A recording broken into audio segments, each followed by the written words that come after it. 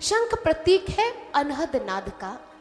एक संगीत वो है जिसे बजाना पड़ता है, जैसे ये वाद्य यंत्र है हारमोनियम, जब तक आप बजाओ ना तो इससे ध्वनि प्रकट नहीं होगी। बांसुरी है, जब तक इसमें फूंक ना भरी जाए, जब तक इसे विशेष युक्ति के साथ बजाया ना जाए तो ध्वनि प्रकट नहीं होगी। लेकिन एक है अनहद नाद जिसे बजाना नहीं पड़ता। जब गुरु ज्ञान देता है तो भगवान के दर्शन करवाने के साथ साथ भगवान के दिव्य संगीत को भी हमारे भीतर श्रवण करवाता है। ऋतस्य श्लोको बधिरा तर्द करना बुधा न शुचमान आयो हो। हमारे वेद कहते हैं कि भगवान के एक दिव्य संगीत को बहरा व्यक्ति भी सुन सकता है, क्योंकि संगीत को सुनने के लिए बाह्य कान नहीं, एक तृतीय नेत्र की जरूरत है। उस द्वार के खुलते ही जब जीवात्मा भीतर प्रविष्ट होती है, आंतरिक जगत में उतरती है, तो उसे भगवान का दिव्य संगीत सुनाई देता है। भगवान श्री कृष्ण की प्रतिमा आप सभी ने अपने जीवन में लाखों करोड़ों बार देखी होगी। उनके हाथ में क्या है? क्या है? बांसुरी। सरस्वती माँ के हाथ में क्या है? वीणा। भोले बाबा के हाथ में क्या है? डमरू। और विष्णु भगवान के हाथ में क्या है? शंख। ये प्रतीक है इनर म्यूजिक का, आंतरिक संगीत का। जब ज्ञान दीक्षा मिलेगी, आप बिना बजाए हुए इस संगीत के नाद को अपने अंदर सुन पाएंगे। भगवान के एक हाथ में क्या है? पद्म। पद्म किस बात का प्रतीक है? पद्म प्रतीक है परमात्मा के दिव्य अमृत का। आप जब मंदिर में जाते हैं तो मंदिर में जाकर जब भगवान की पूजा करते हैं, भगवान को माथा टेकते हैं, तो पुजारी जी आपको चरणामृत देते हैं। चरणामृत कैसे लेते हैं आप? किस तरह लेते हैं? इस तरह लेते हैं। और चरणामृत जब मिलता है तो फिर क्या करते हैं? मुख से पीते हैं। और हाथ कहाँ जाता है? क्या बात है, बिल्कुल सही बता रहे हैं। ये यहां हाथ क्यों गया? क्यों गया? ये इशारा है कि ये तो अमृत है, ये तो बाहर तैयार हुआ है, लेकिन ये अमृत प्रतीक है आंतरिक अमृत का। और ये आंतरिक अमृत इस स्थान पर है। हमारे महापुरुषों ने ये रीति चलाई थी कि लोग प्रश्न पूछेंगे कि हाथ को सिर पर क्यों लेकर जाएं, तो हम उन्हें बताएंगे कि जो सच्चा अमृत है, जो भगवान का अमृत है, वो हमारे इस स्थान पर है। इसे गगन मंडल कहा गया। हमारे महापुरुषों ने बताया, गगन मंडल अमृत का कुआं, तहां ब्रह्म का वासा। ब्रह्म अर्थात भगवान। ये स्थान है जहां पर अमृत है और ब्रह्म का वासा, यहाँ भगवान के दर्शन होते हैं। हमारे वेदों में आया है, सोमं मन्नते पपिवान्नत संपिं शन्त्योषधिं सोमं यं ब्रह्मा नो विदुः न तस्याश्नाति कश्चन अच्छाद्वी धानैः गुपितो बारहतै सोम रक्षितः ग्रौणः मिच्छुण्वन् तिष्ठति न ते अश्नाति पार्थिवः। हमारे वेदों के ऋषियों ने कहा, हमारे अंदर एक सोम रस है, दिव्य अमृत है। एक सोम लता है जिसको बाहर ही अमृत उसका निकाला जाता है। उस लता का रस आयुर्वेद के बहुत बड़े बड़े आचार्य इस्तेमाल करते हैं औषधियों में, लेकिन उसका मुख से पान किया जाता है। लेकिन ऋग्वेद के ऋषियों ने कहा, जिस सोम रस की हम बात कर रहे हैं वो भीतर है और उसका पान मुख से नहीं किया जाता। ज्ञान संकलनी तंत्र में आया है, सोम धारा क्षरेद यातु ब्रह्म रंध्राद वरानने पित्वामानंदमयस्तयांग्य स एव मध्य साधकः। उन्होंने कहा, सोम धारा क्षरेद यातु ब्रह्म रंध्राद वरानने।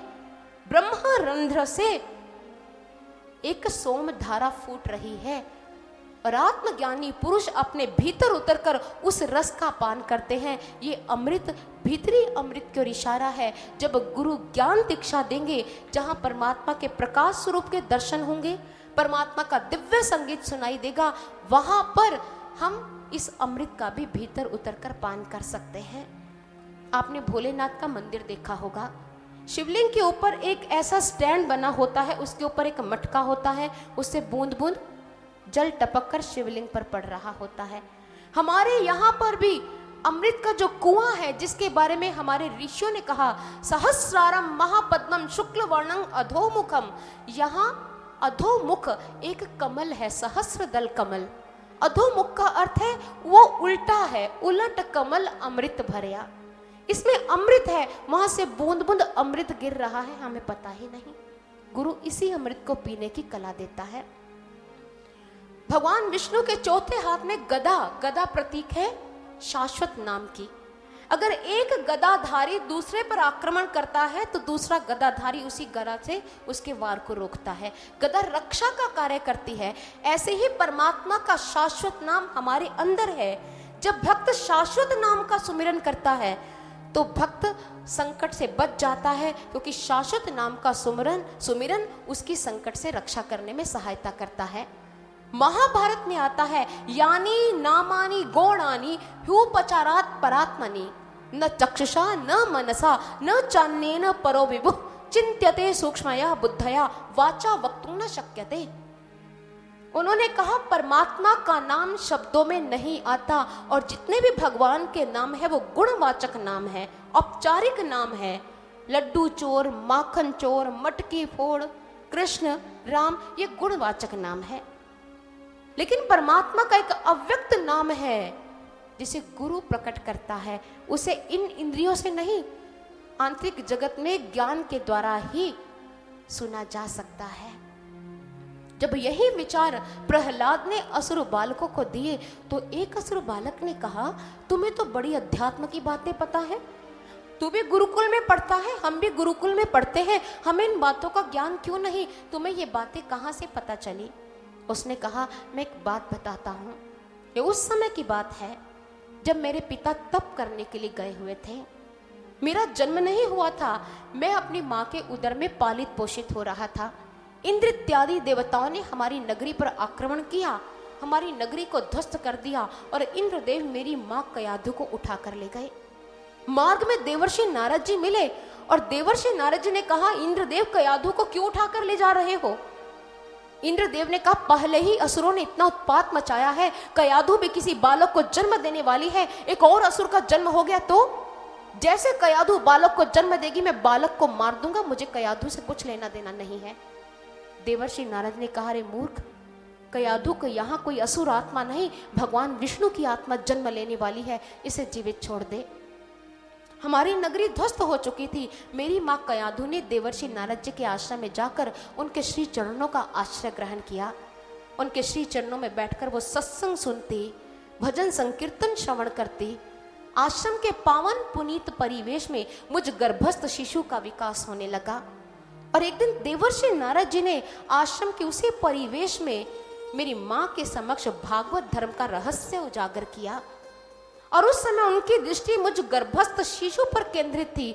जब उन्होंने मेरी माँ को ब्रह्म ज्ञान दिया, उस समय माँ के गर्भ में मैंने भी इस ज्ञान को प्राप्त कर लिया। ऋषि ही कारुणिकस्तस्या प्रादादु भयमीश्वरः धर्मस्य तत्त्वं ज्ञानं च ममप्युद्दिश्य निर्मलम। मुझे उपदेशित किया और मैंने उसे लिया। माँ के गर्भ से बाहर आने के बाद भी मुझे वो ज्ञान विस्मृत नहीं हुआ है, मुझे अच्छी तरह याद है, उसी ज्ञान मार्ग पर मैं चल रहा हूं। प्रहलाद ने जो बात कही वो सत्य तत्व से परिपूर्ण है, क्योंकि हम अपने जीवन में ऐसी कितनी घटनाएं सुन चुके हैं कि जब बच्चा मां के गर्भ में दिव्य संस्कार प्राप्त करता है। अभिमन्यु ने चक्रव्यूह का भेदन करना कहां सीखा था? अपनी मां के गर्भ में ही। इसी तरह ऐतरेयोपनिषद के ऋषि हुए हैं वामदेव जी। उन्होंने ब्रह्म ज्ञान मां के गर्भ की नीरव पाठशाला में ही प्राप्त किया था। अष्टावक्र जी को वेद मंत्रों का जो ज्ञान है वो भी मां के गर्भ में ही प्राप्त हुआ।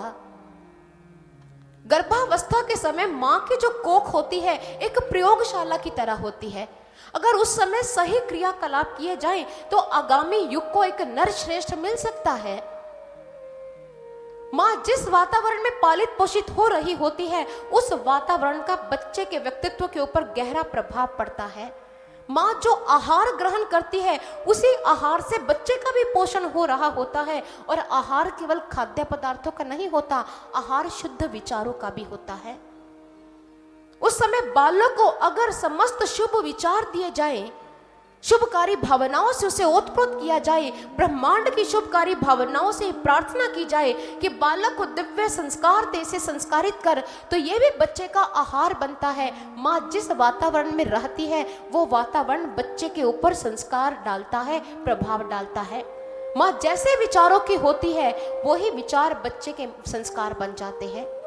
माँ